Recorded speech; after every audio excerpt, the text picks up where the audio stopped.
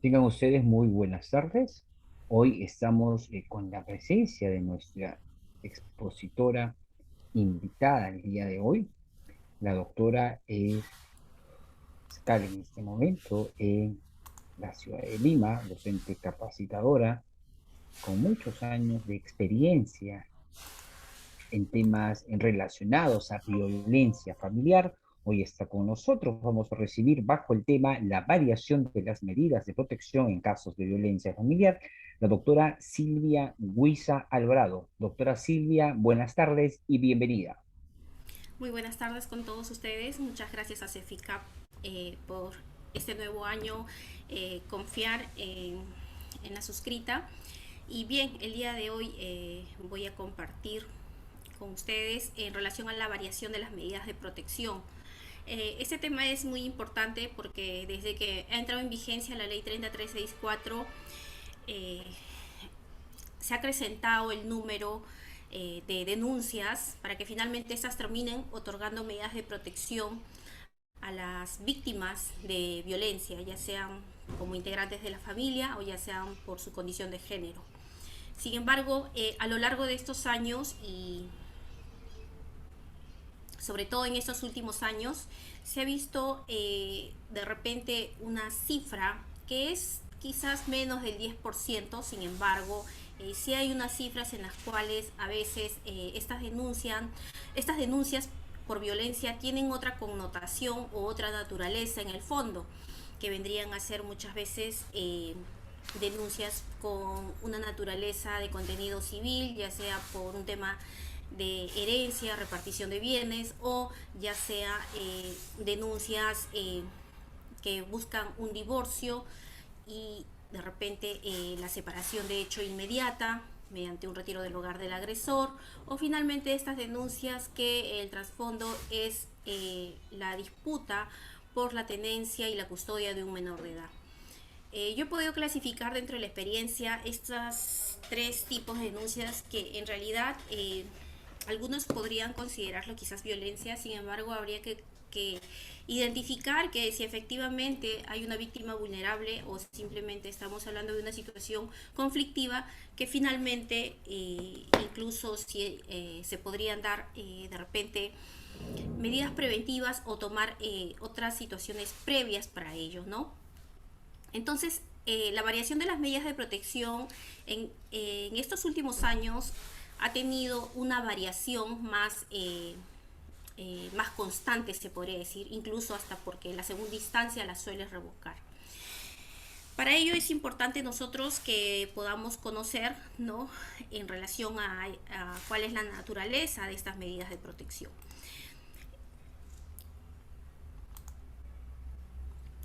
Para Marianela Ledesma en el 2017, cuando recién estaba entrando a dilucidarse más en relación a estas medidas de protección, señalaba pues que estas están destinadas a garantizar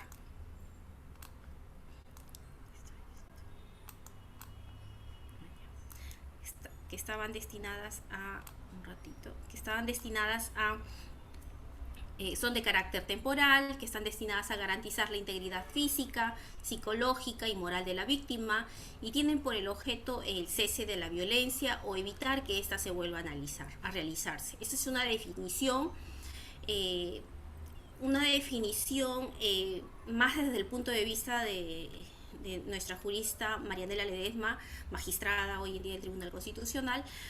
Sin embargo, acá faltó añadir también que estas medidas de protección también tienen un mayor alcance en cuanto a la violencia económica, ¿no?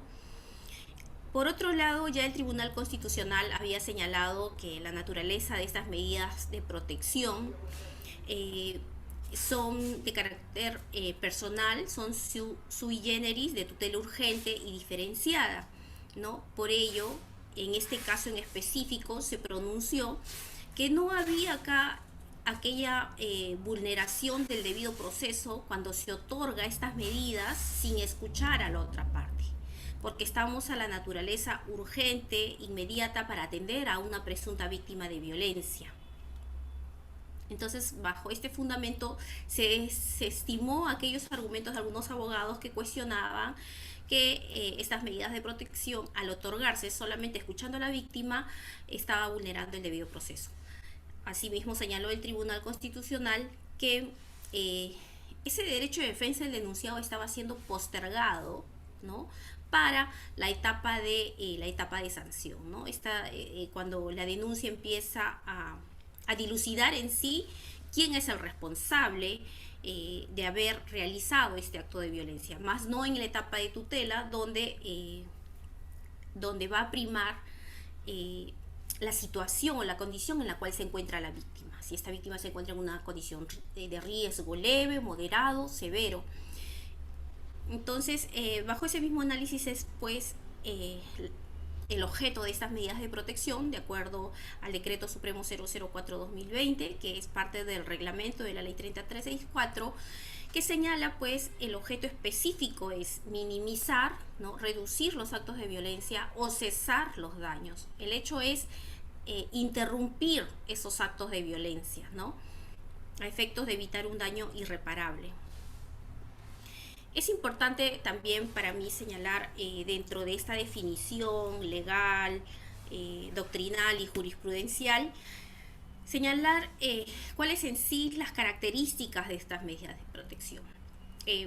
Nacieron en sí como mandatos judiciales porque en un inicio se le había dado esta facultad a todos los jueces de familia. Sin embargo, en el interín del transcurso, incluso a partir del decreto legislativo 1297, también las pueden otorgar las autoridades administrativas como la Unidad de Protección Especial, las de MUNAS. Bien, otra de las características es que la finalidad es garantizar la integridad física, ¿no?, de la víctima, la integridad moral, la dignidad de la persona, de la víctima. Por otro lado, también tenemos otra característica, que estas medidas de protección tienen que ser temporales, no son indefinidas. Y ahí es donde más adelante vamos nosotros a desarrollar en relación a la vigencia de las medidas de protección. Estas medidas de protección son autónomas porque la finalidad de estas medidas de protección se agotan con el solo hecho de otorgar las medidas de protección, porque así de esta forma cumple el fin, ¿no?, el fin que es resguardar, ¿no?, garantizar la vida y la integridad de la víctima. Por ello, no depende de un resultado posterior, no está sujeto a un pronunciamiento definitivo, no está sujeto a una sentencia civil ni tampoco una sentencia penal. O sea, tiene su propia, es autónomo. Y por eso muchas veces se relaciona que estas medidas de protección tienen una naturaleza autosatisfactiva, de la cual la mayoría en nuestro país, la mayoría ha optado por aceptar que estas medidas de protección son de naturaleza autosatisfactiva. No en su totalidad, vamos a decir, todavía existen discrepancias sobre si son medidas autosatisfactivas o tienen una naturaleza cautelar. Sin embargo, la mayoría sí, dentro de varias lecturas que se han puesto en conocimiento, sí, la mayoría opta porque son medidas autosatisfactivas. Otra de las características es que estas medidas de protección son inaudita et altera pars, que esta característica es propiamente también de las medidas cautelares, ¿no? Esto lo que quiere decir pues es que el derecho de contradicción, ¿no?, va a ser postergado. O sea, inaudita et altera pars significa, en términos sencillos, solamente se va a decidir escuchando a una de las partes.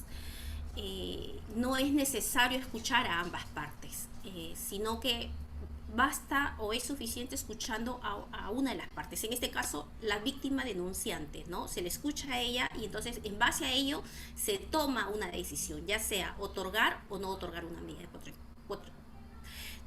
de protección. Ahora, respecto este derecho de contradicción, por eso queda diferido. Una vez que se ejecuta la medida de protección, ¿no?, se podría decir notificándose a la parte denunciada, es ahí donde ya se ejerce el derecho de contradicción, ¿no?, porque ya permite que la parte denunciada, al tomar conocimiento, pueda impugnar esta medida de protección. Entonces, pero vamos a concentrarnos cuál fue el procedimiento para que se lograra otorgar estas medidas de protección fue solamente escuchando a una de las partes, no están ambas partes. Es muy excepcional y sobre todo ahorita con el decreto legislativo 1470, sobre todo pues ha resaltado esta particularidad, ¿no? De solamente escuchar una parte. Otra de las características es de que estas medidas de protección son flexibles, pueden variar en el tiempo, pueden modificarse. Asimismo, se señala que estas medidas de protección no es una cosa juzgada, sino es una resolución firme. No estamos hablando de una sentencia, no se ha analizado certeza, no se ha evaluado, analizado medios probatorios, sino acá las medidas de protección nace o se origina en virtud de la valoración de indicios que pueden existir para determinar si es posible otorgar medidas de protección. Por eso se dice, no estamos ante una cosa juzgada. Medidas de protección se podría decir que son resoluciones judiciales y que a lo mucho podrían alcanzar a ser resoluciones firmes si estas no son impugnadas, ¿no? Otra de las características también que quiero añadir acá, que las medidas de protección son de ejecución inmediata, no requieren ser, que a pesar que la parte contraria puede impugnar, por ejemplo, se ordena el retiro del agresor del domicilio, por más que esta parte puede impugnar, esté en el plazo de impugnación, eso no limita o no va a suspender la ejecución del mandato del juez de familia, ¿no? Que se tenga que retirar del domicilio de manera inmediata. Entonces, estas es básicamente todas las características de las medidas de protección. Para que se otorguen las medidas de protección hay que tener en cuenta las fichas de valoración de riesgo en relación a qué grado, qué nivel, en qué escala se encuentra la víctima para otorgar medidas de protección. Por ejemplo, si la víctima se ha determinado a través de aplicar este formato de la ficha de valoración de riesgo, se determina que tiene un riesgo leve, ¿no sería de repente proporcional que el juez pueda dictar una medida de protección severa como el retiro del hogar del domicilio, ¿no? Diferente sería de que sí, al hacer una evaluación y aplicar la ficha de valoración de riesgo de la víctima, se determine que ella se encuentre en un riesgo severo. Entonces eso viabiliza o posibilita que el juez pueda otorgar una medida tan extrema como es el retiro del hogar del domicilio de aquella persona agresora por un tiempo determinado, ¿no? Entonces, la ficha de valoración de riesgo también, si bien es su función principal es determinar la urgencia para otorgar estas medidas de protección, pero también permite valorar la graduación o qué tipo de medida de protección es más adecuada y proporcional para aplicar en el caso concreto. Tenemos medidas de protección diversas. En nuestra práctica las podemos dividir de repente, entre leves y severas. Sin embargo, por ejemplo, en otros países como en México, ahí las han definido medidas de protección preventivas, ¿no? Medidas de protección restrictivas y medidas cautelares, ¿no? Entonces, en nuestro país no están clasificadas así, pero sí sería bueno que estas se puedan clasificar, porque supongamos una medida de protección preventiva, desde mi punto de vista sería una terapia psicológica, ¿no?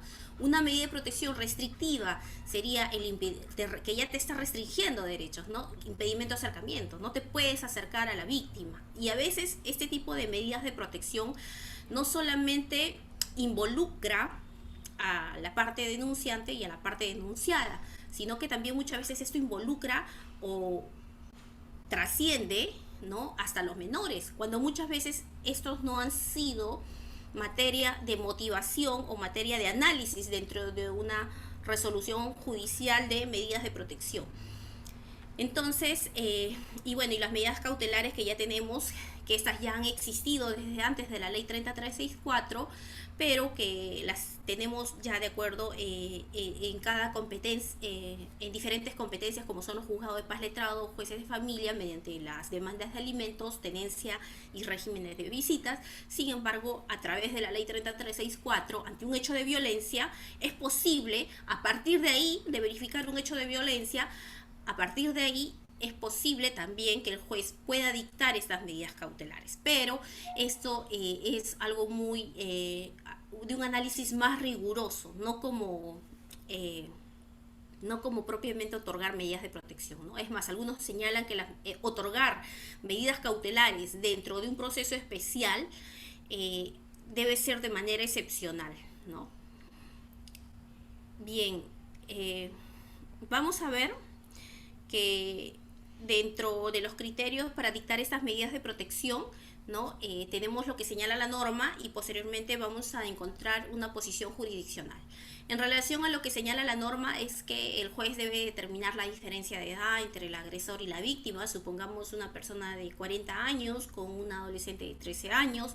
Hay que evaluar las condiciones de discapacidad que a la víctima que le impide, ¿no? Que la hace más vulnerable, la gravedad del hecho y la posibilidad de una nueva agresión. Aquella madre que, por ejemplo, puede insultar, ofender o empujar al hijo, a diferencia de aquella madre que ha quemado la mano de su hijo porque este perdió el dinero, porque este desobedeció algo, ¿no? He tenido, dentro de mi experiencia, he tenido varios casos en los cuales han suscitado de esta forma. También la situación económica y social de la víctima, cuando la víctima no tiene posibilidades económicas y lamentablemente depende económicamente del agresor, entonces no tiene muchas veces esa libertad de opinión, esa libertad de decisión, incluso a veces carece de un apoyo familiar, entonces como que esto le hace más vulnerable, ¿no? Estas son una de las condiciones, claro, uno de los presupuestos que hay que analizar al momento de dictar medidas de protección, lo señala la norma. Sin embargo, como les digo, en el transcurso de todo este tiempo se ha visto que ha habido muchas medidas de protección un poco más que enuncian normas y que finalmente terminan decidiendo medidas de protección con, de repente profundizar más el caso concreto, ¿no? Y es por eso que opino que nace esta posición jurisdiccional de esta sala superior de la libertad en el caso 91-2020, donde bien señala que se debe identificar la situación asimétrica, ¿no? Hay que determinar si realmente hay un agresor y una víctima. Eso es, ahí estamos frente a un hecho de violencia. Valorar los medios probatorios o los indicios, no solamente es por lo que dice la persona, sino también qué indicios tenemos frente a eso, ¿no? Por ejemplo, ¿no? A veces la víctima puede decir que el esposo ha intentado ahorcarle y no viene con el certificado médico legal, que efectivamente eso se puede demorar horas o de repente hasta un día. Pero la víctima se puede acercar a la policía y llegar con estas marcas. Entonces, esos son indicios que puede hacer la policía o el juez de familia, tomar fotografías y la versión de la denunciante puede estar corroborada con cualquier otro elemento. Definitivamente que cuando nos vamos a ir a un proceso penal, las pruebas van a ser más rigurosas, requieren mayores exigencias, pero en el ámbito de tutela, por eso se señala, no estamos hablando de pruebas, sino de indicios que permitan generar convicción al juez para que él pueda otorgar estas medidas de protección. Pero ¿qué pasa a veces cuando no tenemos todos estos elementos probatorios o estos indicios? Entonces también señala que hay que analizar la declaración de la víctima, ¿no? La declaración, que ésta sea coherente, detallada, que esté ajena de cualquier tipo de resentimiento, odio a la víctima o un ánimo de venganza o un interés económico. Entonces, esta declaración pues tiene que ser espontánea, propia de una víctima. No tiene que tener un trasfondo económico patrimonial. De lo contrario, ya estaría desnaturalizando el fin, ¿no?, de la ley 3364. Otro punto también que es importante destacar que en relación a las medidas de protección es determinar en el caso concreto qué tipo de violencia estamos hablando, ¿no? No es suficiente que se enuncie qué ampara la ley, la ley sabemos que ampara 4 tipos de medidas de protección, pero muchas veces en las resoluciones judiciales las vemos ahí que se enuncia, pero no se discierne en el caso concreto qué tipo de violencia estamos. Simplemente se dicta medidas de protección y se restringe varios aspectos. Individualizar, ¿no? Muchas veces individualizar, sobre todo cuando son varias personas agresoras contra supuestamente varias personas víctimas. Y a veces algunos van de testigos, pero a estos incluso los terminan involucrando como agresores o como víctimas. Entonces, de eso se trata dilucidar. Por eso es muy importante esos estándares que señala la primera sala civil mediante el caso 91-2020. Bueno, las medidas de protección que están enunciadas dentro de la ley 3364, ¿no? Que ya muchos de nosotros lo conocemos o lo podemos dar lectura dentro de la ley 3364, que desde mi punto de vista la más extrema es el retiro del agresor del domicilio. Dentro de la más leve se podría decir que solamente como que se le da un aviso al agresor que no vuelva a ejercer ningún tipo de ofensa, de insulto, de agresión, de acercamiento a la víctima, ¿no? Eh, Vamos a ver, entonces ahora sí vamos a ver propiamente sobre la vigencia de las medidas de protección, ¿no? Que es nuestro tema de hoy. Luego de ya haber definido las medidas de protección, señalado las características y también cuáles son los criterios para la validez de estas medidas de protección, ¿no? Cuando carezcan de estos presupuestos, nosotros podemos impugnar señalando nuestros agravios. Bien, en relación a la vigencia de estas medidas de protección, en un inicio en el 2015, estas medidas de protección señalaba que estaban supeditadas a un proceso penal, ¿no? Mediante la ley 3364, el artículo 23 señalaba pues que se extienden hasta la sentencia emitida en el juzgado penal o hasta el pronunciamiento fiscal, ¿no? Que decida no presentar la denuncia penal. Bueno, sin embargo, posteriormente, después de ello, después del 2015, ya en el 2018, mediante el decreto legislativo 1386, 3 años después casi, se varió la vigencia de las medidas de protección. Ya no van a depender del resultado del proceso penal, de la etapa del proceso de faltas, ¿no? A lo que se llama la etapa de sanción, sino que ahora señala prácticamente que estas medidas de protección se mantienen vigentes en tanto persistan las condiciones de riesgo para la víctima. O sea, y además señala con presidencia de la resolución que pone fin a la investigación o al proceso penal o de faltas. O sea, mediante el decreto legislativo 1386-2018 cambia el plazo de la vigencia de las medidas de protección. Ya no están supeditadas al resultado final del proceso penal, sino que ahora su vigencia va a depender de las mismas condiciones que puedan persistir a la víctima, las condiciones de riesgo. O sea, así tengamos un juez penal que dicte una sentencia absolutoria contra el acusado, supongamos una tentativa de feminicidio, el juez de familia, cuando tome conocimiento de esta sentencia absolutoria, la más extrema, ¿no? No se ve obligado a dejar sin efecto esta medida de protección, sino él tiene una autonomía porque él puede ordenar de oficio que estas medidas de protección sigan vigentes. Y sobre ello es lo que vamos a hablar. ¿Cómo es que ya hemos determinado entonces que las medidas de protección no dependen del proceso penal, sino que por eso son autónomas, son medidas autosatisfactivas, ¿no? Pero sí recalcar que son temporales, ¿no? No van a perder de vista la temporalidad. Entonces, sobre ello, por ejemplo, para nosotros señalar cuál es el plazo en estricto de las medidas de protección, nuestra norma no ha señalado un plazo en estricto, pero sí vamos a ver legislación comparada como en Costa Rica, por ejemplo, mediante la ley 27586, se señala que las medidas de protección se mantienen vigentes por un año. Ahí sí establecen un plazo. Por ejemplo, en Chile se señala que el juez fijará prudencialmente el plazo de estas medidas que no podrán ser inferior de 6 ni mayor de un año. O sea, pone un mínimo y un máximo en relación al plazo de las medidas de protección. pero también faculta a que el juez pueda prorrogarlas, ¿no? Pueda ampliar la vigencia de esas medidas de protección a petición de la víctima.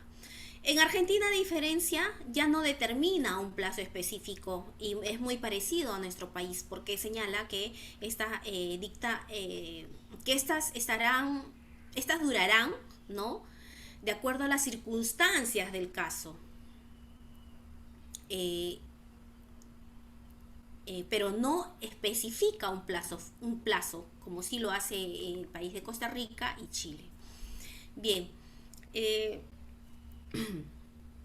entonces, yendo en sí, que estas medidas de protección se pueden variar, ¿no? Pueden variar mientras que estén vigentes. Vamos a variarla en la medida que estén vigentes. ¿Cuándo vamos a variar estas medidas de protección? Primero tiene que existir las medidas de protección, ¿no? El decreto legislativo 1386, mediante el artículo 23, señala, dos párrafos, señala, estas medidas pueden ser sustituidas, ampliadas o dejadas sin efecto por el juzgado de familia. Obviamente, porque es él quien otorga las medidas de protección, ¿no? Y en su caso, si fue un juez mixto el que dio las medidas de protección, tendremos que recurrir a él para variarla, ampliarla o dejarla sin efecto. Pero ¿en qué momento va a ser en el que se puede variar esas medidas de protección? Señala pues cuando el juez advierta estos informes periódicos, ¿no? Unos informes que remitan las entidades encargadas de su ejecución, advierta la variación de la situación de riesgo de la víctima. O sea, ¿pero a qué informe se refiere? Estos informes pues los vamos a encontrar dentro de estos informes que están a cargo, o sea, acá ya estamos hablando de la ejecución de las medidas de protección, ¿no? Sabemos que cuando se ejecutan las medidas de protección, no basta que se dicte la resolución judicial, sino que éstas se ejecuten. ¿Cómo? A través, pues, del efectivo policial, que puedan hacer una ronda con coordinación con las autoridades municipales del serenazgo. Otra forma de ejecutar las medidas de protección es que muchas veces se le encarga al Centro de Emergencia Mujer o al equipo multidisciplinario de los juzgados de familia, que estas cuentan con psicólogos, asistentes sociales, para que hagan visitas inopinadas en el lugar donde está la presunta víctima. Sobre todo, esta supervisión y control inopinado se exige más cuando las víctimas son menores de edad o adultos mayores, ¿no? Entonces, también cuando de repente se ha otorgado también esas medidas a otras unidades locales como las de MUNAS, ¿no? O otras instituciones públicas o privadas que hayan permitido el apoyo para la ejecución de las medidas de protección. Entonces, estas entidades a quienes se les encarga que puedan supervisar, controlar la ejecución de las medidas de protección, deberán remitir al final de ello un informe en el cual determine pues si las condiciones de riesgo persisten o si ya variaron esas condiciones de riesgo a la víctima y por qué muchas veces habrá variado las condiciones de riesgo de la víctima.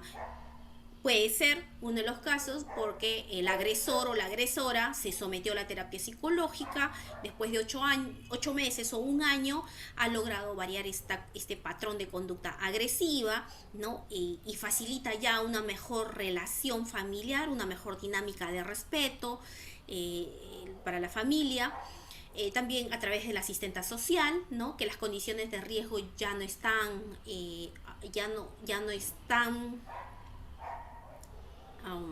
no están alrededor de la víctima, toda vez que ella recibe un apoyo, ya tiene una independencia económica, ya tiene el apoyo familiar, social. Entonces, estas condiciones de riesgo de la víctima evidentemente han cambiado, porque también puede ser que el agresor ha pasado un control, supervisión del consumo de drogas, ¿no? Ha dejado el alcoholismo, la drogadicción. Pero todo esto con informes especializados, ¿no? Por profesionales encargados de ello. Entonces, esta es una pues de las esto es cuando el juez advierta, dice, de los informes periódicos. Informes periódicos, como le digo, de profesionales, ¿no? Psicóloga, trabajador social, médicos, policía, que hace la supervisión. Entonces, ya, ese es el primer supuesto. El segundo supuesto, ¿no? Que también puede obtener la variación de la medida de protección es a pedido de la propia víctima, ¿no? A solicitud de la propia víctima. Como les digo, puede ser que la víctima ya haya visto de que el agresor efectivamente ha cambiado esta conducta. Entonces permite pues el acercamiento del agresor en bienestar de la familia, no necesariamente para retomar una relación sentimental. Siempre resalto eso porque el público no abogado muchas veces entiende que ir a una terapia familiar significa que se tienen que reconciliar. Y no es necesariamente eso, es mejorar las relaciones en bienestar del hijo, mejorar la relación familiar. Así ellos no puedan retomar una relación íntima. De eso se trata, el respeto mutuo entre padres y para con el hijo. Por otro caso, entonces sí es factible que la propia víctima pueda solicitar que se varíen las medidas de protección. Pero también la víctima puede solicitar que estas medidas de protección sean más severas, ¿no? Puede decir eh, que quizás el agresor no cumple con la terapia psicológica, no cumple con someterse a una terapia para dejar su adicción a las drogas. Entonces la víctima también puede recurrir al juzgado y pedir medidas severas como de repente el retiro del hogar del agresor, entre otras medidas más restrictivas, ¿no? Entonces, hasta ahí tenemos dos supuestos. El tercer supuesto es el que señala en el tercer párrafo de este artículo. El juez de familia también puede sustituir, ampliar o dejar sin efecto estas medidas cuando tome conocimiento de la sentencia o disposición de archivo de la investigación o proceso penal de faltas que originó las medidas de protección, para lo cual cita a las partes a la audiencia respectiva. Entonces, sobre ello, prácticamente acá el juez actúa de oficio, no a pedido de parte, no a pedido de la víctima, tampoco del denunciado, sino que actúa porque ya sea el fiscal o el juez penal o el juez de paz letrado le comunica el resultado de su investigación o el resultado del proceso penal, ¿no? Le comunica al juez de familia de origen y entonces, al conocer ello, él tiene la oportunidad tanto de variar las medidas de protección o dejarlas sin efecto las medidas de protección. Entonces, pero muchas veces en la práctica, ¿cuál es el problema? Que, por ejemplo, la fiscalía ha conocido un caso, ha archivado el caso y puede transcurrir mucho tiempo, 3 meses, 6 meses, incluso hasta un año, donde no comunican, no notifican al juez de familia, ya sea por desconocimiento, ya sea por recargadas labores, y pueden haber diferentes motivos. Entonces, frente a esa situación, es oportuno señalar también que la parte denunciada, al tener conocimiento que este proceso ya feneció, ¿no?, pueda pedir unas copias a la fiscalía y ponerlo en conocimiento del juez de familia. Entonces, siempre y cuando pues llevar unas copias certificadas, ¿no?, facilitar la ejecución de esto. Es parte del abogado coadyuvar en este tipo de procesos, ¿no?, ya sea el penal o el civil o de familia. Entonces, vamos a ver pues 3 supuestos, ¿no? Cuando el juez lo hace de oficio, puede variar las medidas de protección. Cuando valora los informes del equipo multidisciplinario, cómo han estado supervisando, ejecutando las medidas de protección. El segundo supuesto, cuando la propia víctima recurre al juzgado de familia y le pone en conocimiento o le solicita que estas medidas de protección puedan variarse, ya sea para dejarlas sin efecto, ya sea para que se den más severas, ¿no? Y el tercer supuesto, que el juez de familia toma conocimiento, ¿no?, porque estos funcionarios de estas competencias, fiscal o penal, le comunican que el proceso ya feneció. Entonces es ahí donde el juez puede decidir, ¿no?, dejar sin efecto las medidas de protección. Sin embargo, si él decide dejar sin efecto estas medidas de protección, la norma señala que el juez de familia debería citar una audiencia complementaria, ¿no? O sea, una audiencia adicional, ¿no? Ya en ejecución de las medidas de protección. Esto para determinar, para aplicar el principio de inmediación, ¿no? Poder percibir, observar las condiciones de la víctima y también observar la actitud, la conducta del investigado o la investigada, aquella persona que ha sido denunciada por agresión, y esto valorarlo de manera conjunta con los nuevos elementos o medios de prueba que hay hasta ese momento, ¿no? Para así, de esta forma, finalmente otro segundo presupuesto es no solamente se agota con hacer esta audiencia complementaria, sino que también el juez tiene la obligación de aplicar una nueva ficha de valoración de riesgo, y eso es lo que le va a dar más respaldo en su decisión, ¿no? Donde se aplique esta ficha de valoración de riesgo y efectivamente no exista, no dé un resultado de riesgo, ¿no? Un riesgo ni leve, ni moderado, ni severo, entonces estará facultado para dejar sin efecto la medida de protección, o si se determina que la víctima aún sigue en situación de riesgo frente a su agresor, también podrá mantener vigentes esas medidas de protección o volverlas más severas. Entonces, estas son las condiciones, pues, son los tres supuestos en los cuales se pueden dar esta variación de las medidas de protección. En relación a lo que les señalé a un inicio, estas medidas de protección, muchas veces en las denuncias de violencia se han, eh, hay una cifra mínima definitivamente, porque el mayor número sí es pues por hechos de violencia. Sin embargo, hay una cifra mínima en las cuales se están haciendo denuncias cuya finalidad o cuyo trasfondo es una finalidad económica o es una finalidad de conflicto por la tenencia, régimen de visitas. Y esta mala comunicación entre progenitores conlleva a veces a confundirlo como un hecho de violencia, ¿no? Sobre todo cuando hay gritos, exaltaciones, no llegando a la agresión física, dicho sea de paso. Bueno,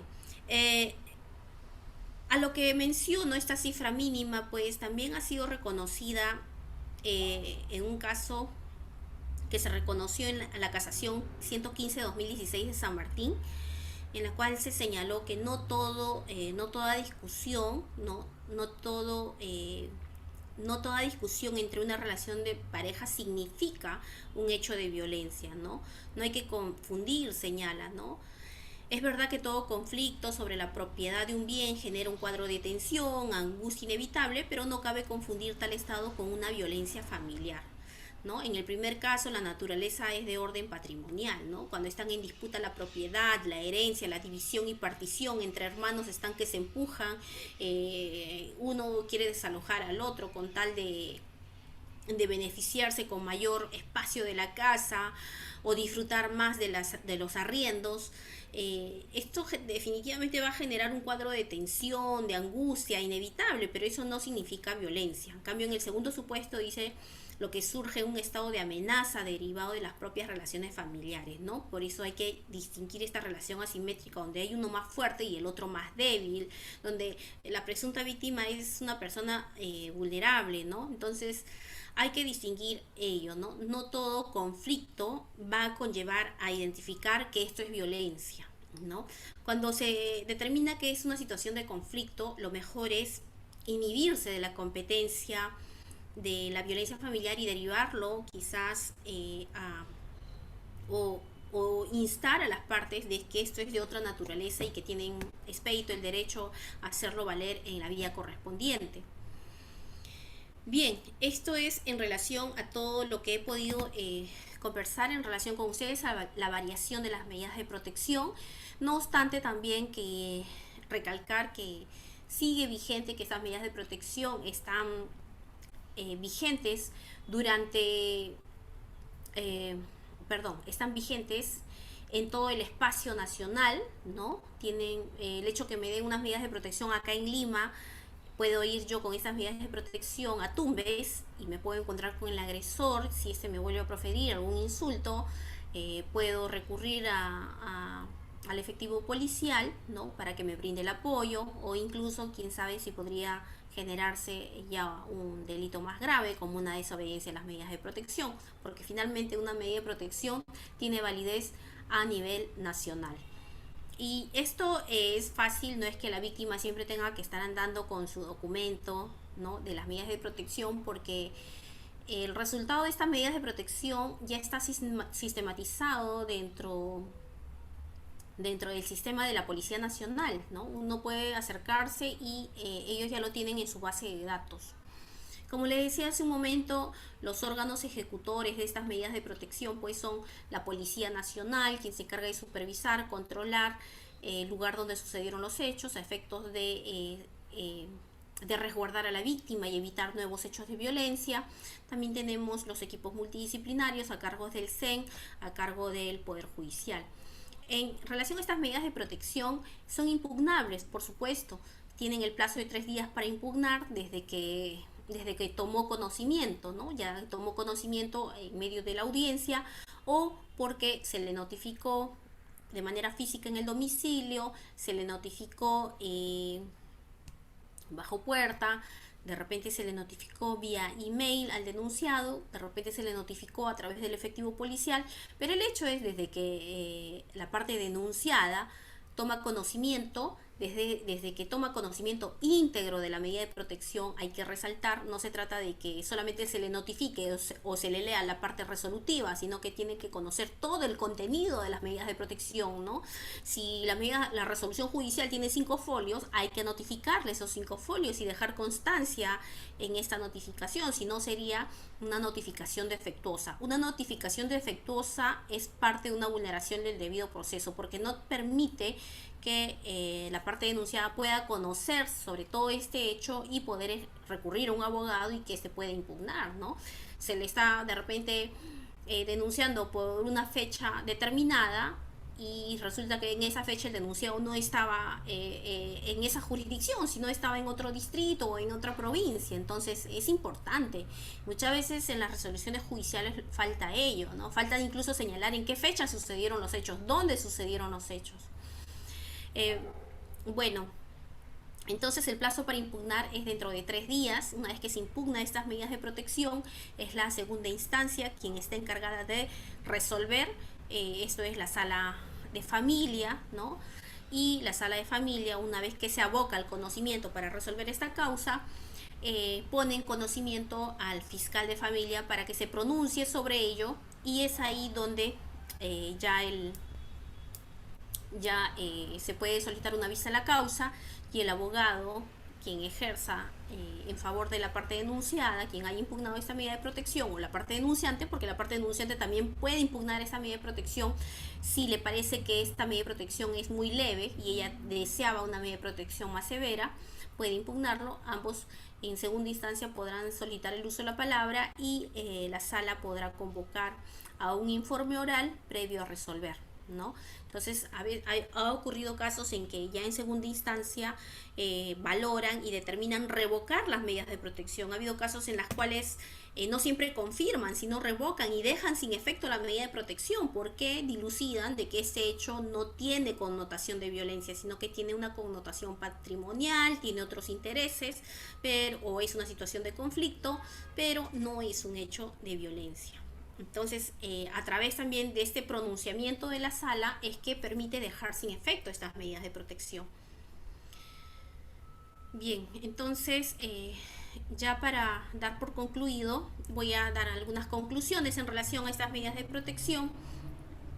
Pues las medidas de protección y las medidas cautelares tienen como finalizar, como les dije, garantizar la vida de la víctima, garantizar la integridad de la víctima, garantizar esta integridad, tranquilidad de la víctima, también es en su esfera psicológica, ¿no? Por eso señala también, incluso si una persona está siendo perturbada, acosada, no necesita que el daño esté concreto, sino también puede ser previo a que se concrete el daño, ¿no? Una persona que te asedia, te persigue, te hostiga, entonces también se puede denunciar este hecho y recurrir al juez de familia para que te dicte medidas de protección. Las medidas de protección protegen tanto a las víctimas directas como a las víctimas indirectas. Por eso se señala que dentro de este proceso de violencia tienen un principio de flexibilidad, ¿no? No solamente alcanza al denunciante y denunciada, sino que el juez de familia puede ir más allá de ello, analizar todo el contexto, incluso puede dictar medidas de protección a los menores de edad, a los familiares adultos mayores, quienes también se podrían ver afectados con estos hechos. Las medidas de protección y las medidas cautelares son temporales, habíamos dicho. En un inicio la norma determinaba a lo que se resuelve en el proceso penal. Sin embargo, ya en el tiempo, a través del decreto legislativo 1386, hemos visto que estas pueden variar, ¿no? Pueden dejarse sin efecto, pueden darse más severas, pueden darse menos severas, pueden variar para ser menos severas. Entonces, estas medidas de protección son variables mientras que estén vigentes. Las medidas de protección pueden ser ampliadas, modificadas. Las medidas de protección rigen por el principio de razonabilidad y proporcionalidad. De acuerdo al hecho, hay que dar medidas de protección que sean necesarias, ¿no? Y proporcionales para proteger para cada caso en concreto. Bien, para otorgar medidas de protección hay que, resalto mucho esto, hay que identificar que estamos ante una víctima vulnerable, ¿no? Que estamos ante una relación asimétrica. De no identificar esta relación asimétrica, no identificar que estamos ante una víctima, ante realmente una víctima, y si no más bien es una situación de conflicto, pienso que pierde la naturaleza de la ley 3364 para otorgar medidas de protección. Bueno, eh, vamos ahora sí, con esto doy por concluido y vamos a dar unos 5 minutos para que puedan hacer sus preguntas. Mariano Girón me está levantando la mano. Adelante, puede usar el audio.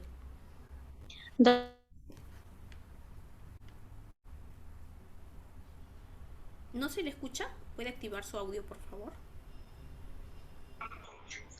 Buenas tardes, ¿me escucha ahora? Sí. Ya. Para solicitar que se deje sin efecto las medidas de protección de acuerdo al nuevo decreto, eh, lo puede solicitar también la persona denunciada si es que la fiscalía ha decidido no formular acusación. Sí, como le dije hace un momento, la fiscalía debería de remitirlo, ¿ya? Y la misma norma lo dice. La fiscalía debería remitirlo en el plazo de 5 días. Pero como le señalé, la realidad de los hechos es que están Así sobrecargados es, y no se cumplen ese plazo. Entonces, así eso es. no resta que el abogado de la parte denunciada pueda solicitar unas copias certificadas a la fiscalía y este abogado pueda derivarlo al juez de familia, ¿no? Y ponerlo en conocimiento